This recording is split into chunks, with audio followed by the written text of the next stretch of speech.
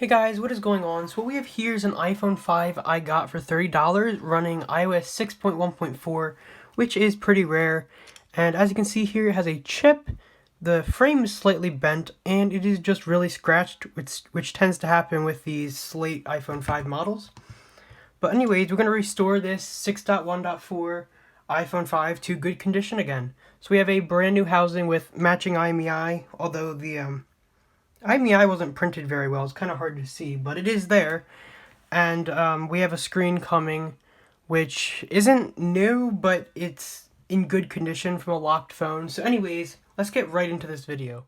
So doing a housing swap can be quite time consuming because you have to take everything out of the phone, and usually when you buy a new housing it doesn't really come with anything in it, so even the little things like the buttons and the flex cables have to be transferred over. So that's what I'm doing now. I took the phone apart, took the board out and everything, and now I am transferring over the buttons and the flex cables. Trickiest part about an iPhone 5 housing swap is transferring over that power button and volume button flex cable. So as you can see, I'm struggling with that a lot, and even after I did this, I ended up ripping the cable. So off camera, I had to go back and put it all back properly, and that was after I fully assembled the phone. So I had to go back and do it all over again.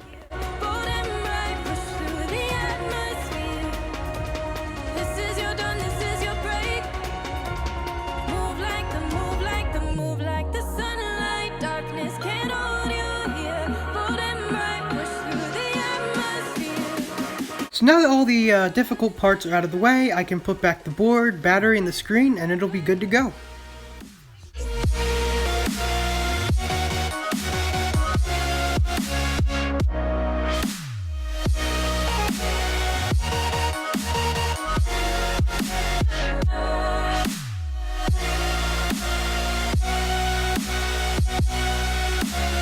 As you can see here, I'm finishing up. I'm just putting the screen on and the shields and cleaning it up a little bit, and it is good to go.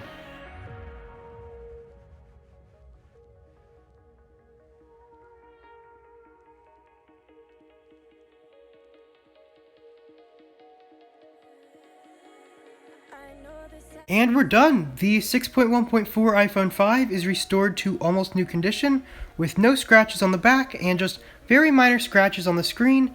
I paid about $60 to do this repair, and it was definitely a really good deal.